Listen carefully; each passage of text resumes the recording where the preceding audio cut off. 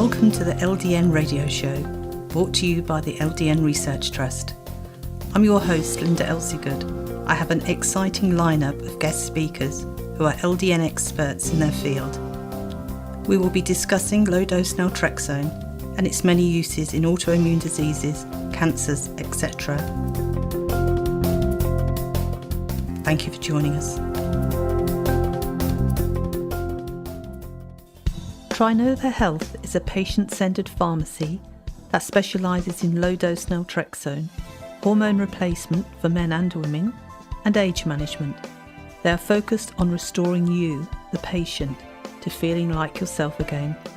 Call toll-free 844-219-2139 to find out more, or visit www.trinovahealth.com or their Facebook page. Today I'm joined by pharmacist Eugene Papantoniou, and he's from Florida in the US. Welcome. Thank you for joining us, Eugene. Thank you very much for having me. Greatly appreciate it. Well, you've got your pharmacy, Trinova Health. Would you like to tell us a little bit about what you do there? Sure, absolutely. So, our pharmacy, so we're located here in, as you said, in Tampa, Florida. In the United States. We serve several states in addition to our home state of Florida, and we're sort of growing and adding to the list as months go by of the states that we can serve. But we kind of bill ourselves as a sort of patient-centered, complete pharmacy. So obviously what we really like to do and what we really enjoy is compounding, kind of going back to the roots of pharmacy. Low-dose Naltrexone is, one of the many things, obviously, that we compound. I'd like to say it's sort of one of our specialties because it's definitely a medication that is extremely interesting to me, as a pharmacist and a professional. So I tend to get a lot of enjoyment researching it and speaking with patients about it and seeing the results that they get from using it. So again, we do a little bit of everything, but I'd say it's one of our specialties and sort of focus areas. So what forms do you compound LDN into? Yeah, so we offer a few different forms, obviously the most popular being the capsule. One of the most common questions that I tend to get a lot is what strengths do you offer your capsules in? And I always kind of laugh a little bit at that question because obviously you've got your sort of most common strengths, of course your 4.5 and things like that. But of course the nice thing about what we do and everything being customized is we can make literally any capsule, strength we want, or any capsule strength a doctor would want to order. And then, of course, we also have LDN sublingual drops, a liquid suspension if a patient just wants to, just swallow it traditionally. We also offer an LDN cream, which is definitely less popular than a capsule. I think it's just not as well known about, but we offer that as well. And let's see, I'm trying to think. Also LDN, essentially dissolvable lozenges, or almost like the dissolvable tablet. So pretty much we're able to cover pretty much all the bases, if you will. Yeah. Well, normally cream is used on children, isn't it, for say autism, for example, where the child isn't receptive to taking medication and just rub it on the back of their hand at bedtime. Right. Do you exactly, and it's definitely. Oh, go ahead. I'm sorry. Yeah. Do you have any patients taking LDN for autism? We do. We do have a few patients that do take it for autism. Sometimes they'll take it in addition to, other treatments as well. So things like chelators, like glutathione, or things of that nature. But we do. And I was just going to say earlier, I think you're right. I personally wouldn't necessarily recommend the cream form to everyone. I think it's good for sort of, like you said, those sort of special situations, or sometimes we'll have a patient, for example, that for whatever reason they have difficulty swallowing or swallowing a capsule or any other kind of form like that, or even eating much of anything. So sometimes in that situation, a cream can actually be pretty handy. Not had a question and it's completely gone now. No problem. Let's see. We were talking about autism. Yes. And that wasn't it. I'm going to have to get my husband to edit this bit out now. He's going to be happy with me. No worries. Should have written it down. It was quite a relevant question. Let's see, we discussed cream, different forms, autism. I know. Any patients? Hang on. Okay. The sublingual drops that you make, are there many patients that find they can't tolerate LDN being absorbed through the gut? Is that why they choose the sublingual from you, or is there another reason they choose the sublingual? Yeah, I think if anything, it does tend to be kind of, as you said, sort of a gut or an absorption issue. I have, personally in my experience, I've found that a lot of times we can alleviate those issues just by changing, for example, like the filler that we may use for that particular patient to something that tends to be a bit more agreeable for them. That seems to do the trick, I'd say 90% of the time. But you're right. Most patients tend to not get the sublingual drop just because it's a little less convenient. Yes. Than just swallowing a capsule or something of that nature. But it can definitely be, in terms of being able to provide a patient with something that is sort of, I guess I'd use the word as pure as possible, or with the least filler possible. That tends to be your best bet, your best option. That's really interesting because people get quite hung up with fillers, as you probably have heard. What fillers do you use as your standard filler, should we say? Yeah. So I would say, by and large, the majority of our patients, and I guess I would call it our standard filler because it's kind of our go-to, is just plain lactose. From what I've seen, via some of the original studies that were done with LDN, that's what was originally used.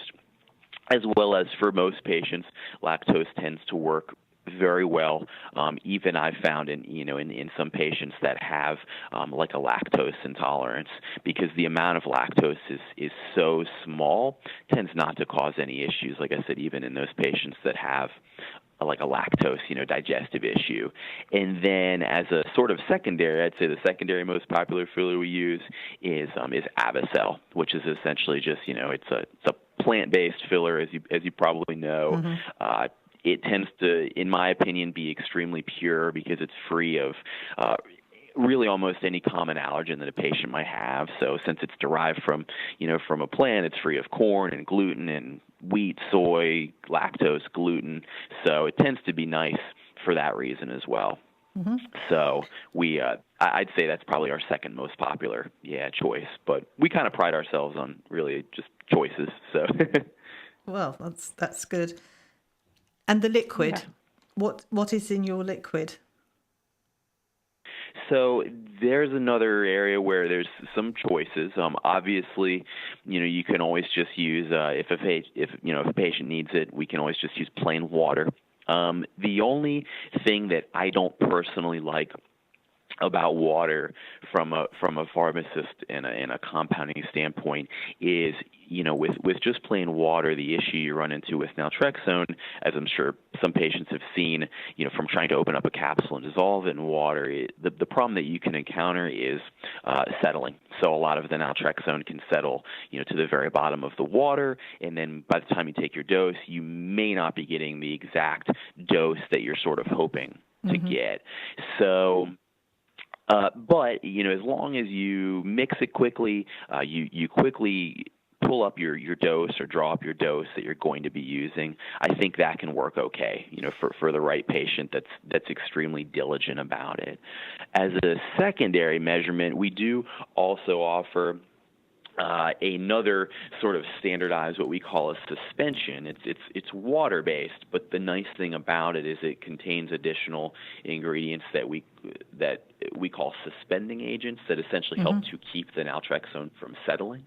So that can help. But the flip side is that although it's free of a lot of common allergens like sugar and gluten and things like that, it is a bit more.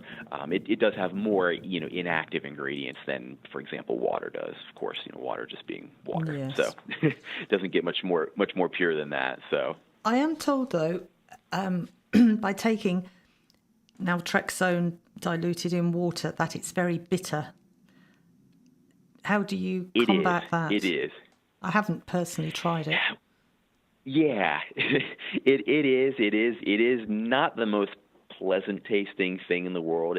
I've definitely tasted things that are worse, from a medication standpoint for sure. It is so you're right. It is definitely a slightly bitter taste. There's not much. There are things that you can do to compound that or to sort of get around that issue, and there's ingredients that we use, for example, like bitterness suppressors that can help with that. Obviously, if it's just water and naltrexone by itself, like, for example, a patient request and they really just want something as pure as possible, not much you can do about it.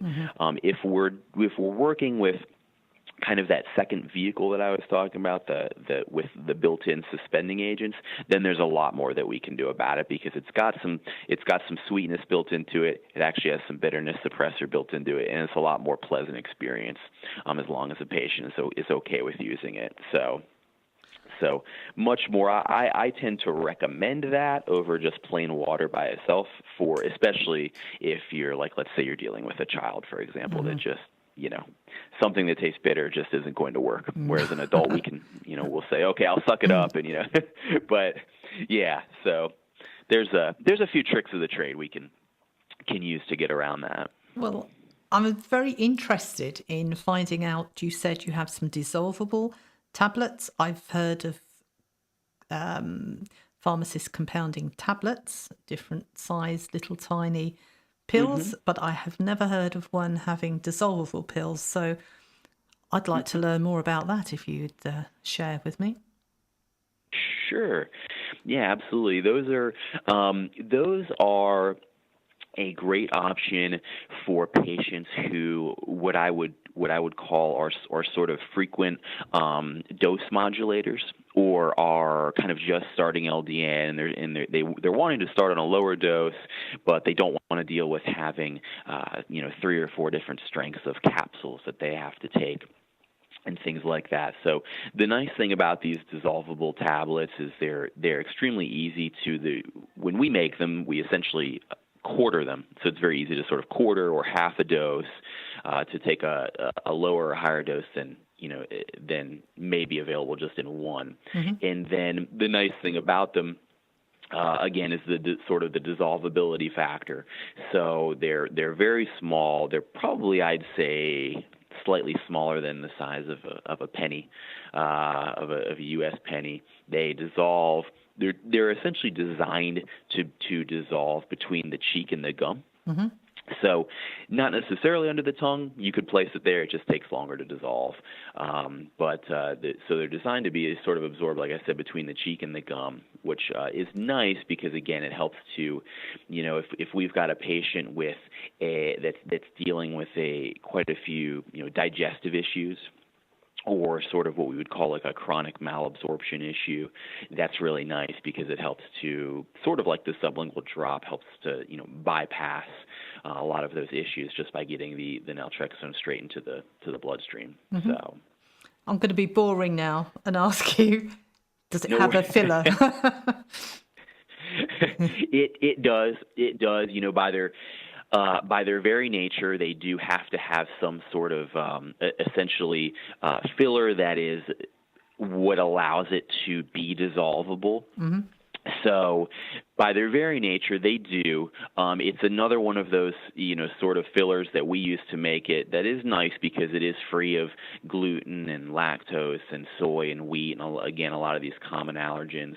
It's actually slightly sweet. but the sweetness is derived from stevia. So just a natural, plant-based sweetener, no calories, non-caloric. So it's sugar-free as well, which is great.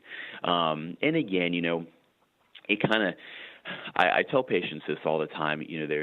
There's no sort of what I would say perfect form of LDN. It's just there's pros and cons, to every form. So what you may gain in one area, you kind of lose in another. So.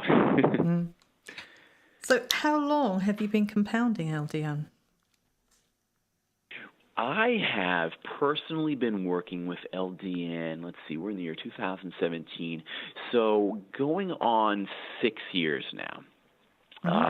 Is when I first started sort of compounding and working with LDN and working with patients and sort of trying to raise, awareness, if you will. So a little over 5 years, going on 6, not quite as many years as some folks out there, but, I'm working on it. So only time, hey? So exactly, yeah, there's not much I can do to speed it up. No. So I'm thinking... Not that I'd want to necessarily. But. I'm thinking... 6 years is still a long time. You must have seen many patients in that time. Have any of them reported to you any negative side effects? I'd love to say no, but yes, some have. I've never heard of any side effect that either didn't resolve after stopping taking LDN, or any side effect that essentially was so debilitating that it caused the patient to have to stop, that they felt like they couldn't continue taking it anymore. Mm-hmm. Obviously, the ones I hear of sort of the most frequently are your, I'd say, your kind of classic sleep issues. And I always tell patients it's interesting because I'll have some patients, and everybody's different. All our genetic makeup, of course, I think is a big part of this, but I'll have some patients that will give me feedback that they started taking LDN and they slept more deeply than they've ever slept in their lives. And either they're sleeping great or they're waking up groggy in the morning and sort of having that hangover effect. And then I'll have, on the opposite side of the spectrum, some patients that tell me that, they're sort of waking up every hour or two, during their sleep, and it's causing sleep difficulties that way. So it's kind of I hate to say it, but it almost seems like a flip of the coin if you're going to have sleep issues, which way it may go. Mm-hmm. I think most patients won't have any sleep issues, but as far as, in order of most common side effect, I'd definitely say that sleep tends to be the most common one that I see. So I could remember a lady phoning me. She wanted to try LDN. She'd got primary progressive MS and she was bedbound. Okay. And she was saying, what did I think LDN would do for her? Well, this lady had so many issues and I really didn't know if LDN would do anything. So I said to her, it wasn't going to do her any harm. Even if it didn't do her any good, try it and see. And she phoned me a week or so later and she'd managed to get a prescription for LDN. And exactly as you were saying with one of your patients, she had slept better than she had for 20 years. She had not been sleeping at all. And she had her first night of good sleep. So that made her feel so much better the following day, simply just by having slept. Yeah. So it's amazing how different people find different results at different times, isn't it? I mean, personally, it is. I found LDN carried on improving for me for about 18 months, which I don't know if other people experience that, but it was just, slowly. I had a gentleman this morning phone me, and he'd got primary progressive MS. I actually met him a few years ago, and he was taking LDN, and he goes to a MS group, and they all kept saying to him, "Why are you taking that LDN? You don't seem to be walking any better. You don't seem to be any better." So he decided, after taking it for I don't know how many, several years, he decided, well, it wasn't working, so he would stop taking it. But what he didn't realise was he didn't get any symptom relief. He was staying exactly the same. But having primary progressive MS, and he's had it 20-something years, he was stable. And of course, he stopped taking it and he's gone downhill quite rapidly. So the question he asked me, if I start taking the LDN again, will I get back to where I was? I don't know. All I can say is, take it and see. That's a tough one. Yeah, that's a tough one to answer.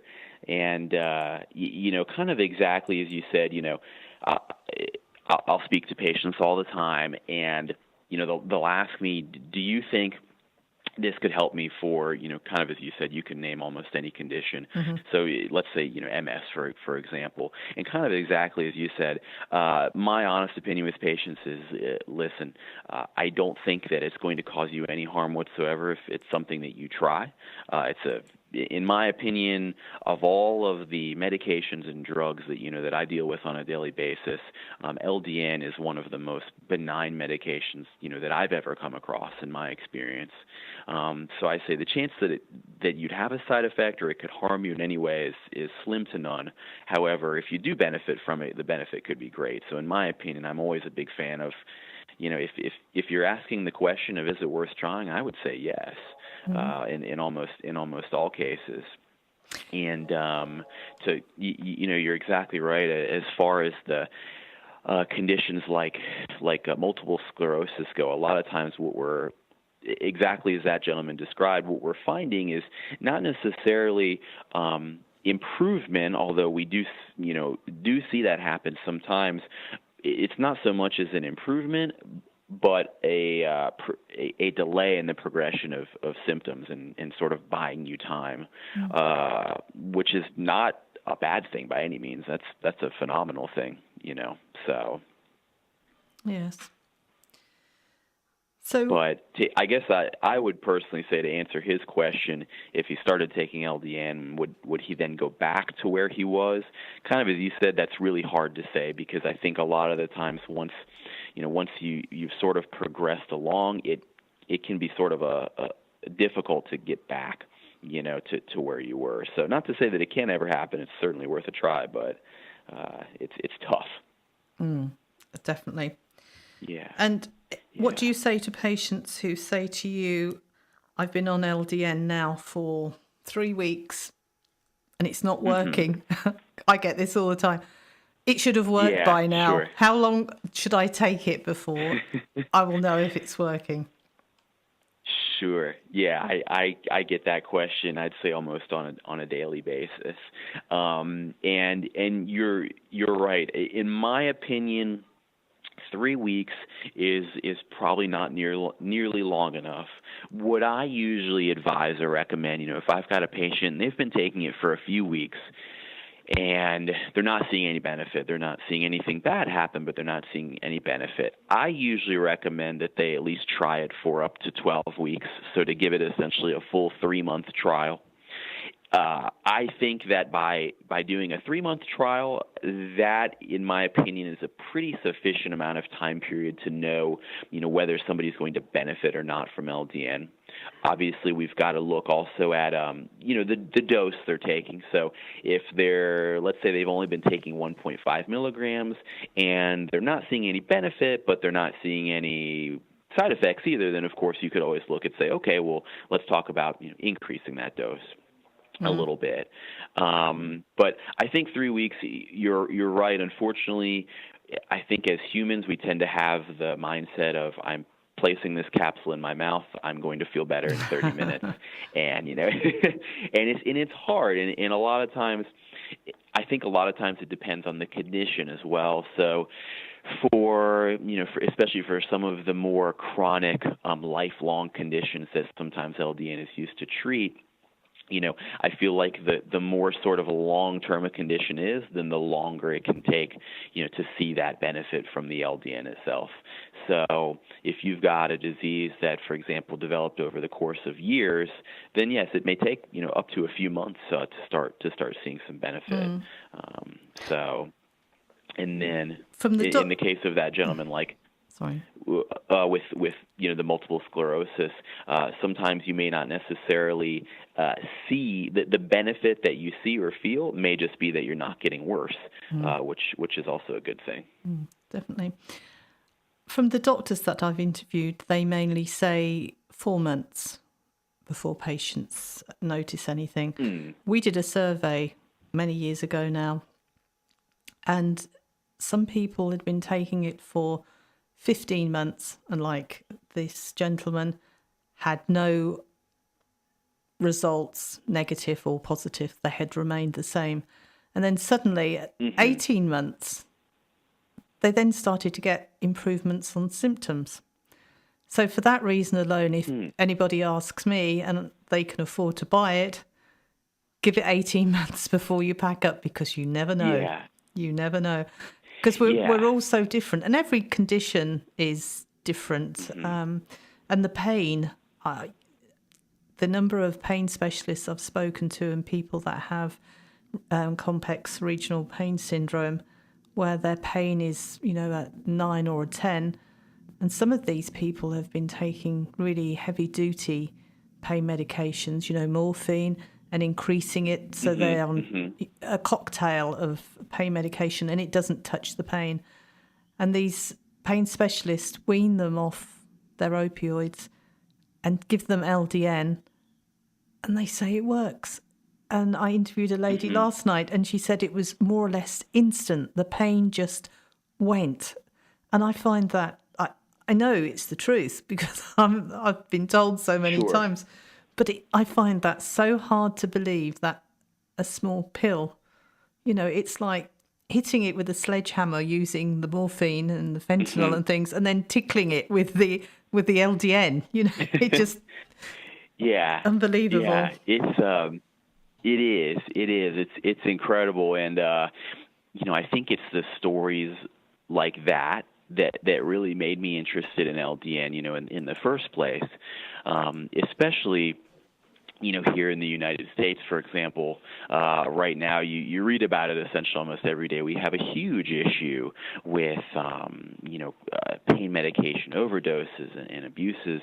I think something like in the state of Florida alone, there were 8 people a day dying from an opiate overdose, which is horrible. And so, as a pharmacist and a professional, anything that we can do, or that I can possibly do to sort of hopefully either steer people away from that or something to that effect, to me is always going to be a good idea. And you're right. It's interesting because a lot of the patients that I've spoken with that start taking LDN for pain specifically, whether it be something as simple as like an actual physical injury, like let's say a bulging disc or a pinched nerve or something like that, or something, like a condition like fibromyalgia, for example, the patients that tend to take it for pain, in my opinion, see results much more quickly than patients that are taking LDN for autoimmune issues or chronic inflammation.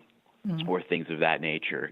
And you're right, I've had patients that tell me that it was literally a night and day difference from of their pain level from a single dose. And you can't really discount that. It's incredible. And you're right. I'm very confident that one day, science and medicine will be able to explain why some people get a benefit the next day and some people get a benefit 18 months. We don't have the answer yet, but I don't think we're too far off. I think within the next probably 5-10 years, maybe sooner, I think we'll know, why that is. So. Well, that's our time up, and it has been so interesting talking to you, and I've learned about the dissolvable LDN, so that is something new for me. So thank you for educating me on that. And it was a joy having you My here pleasure. with us. Okay, thank you. Yeah, Linda, thank you so much for your time. I appreciate it. Have a great day, okay? Trinova Health is a patient-centred pharmacy that specialises in low-dose Naltrexone, hormone replacement for men and women, and age management. They are focused on restoring you, the patient, to feeling like yourself again. Call toll-free 844-219-2139 to find out more, or visit www.trinovahealth.com or their Facebook page.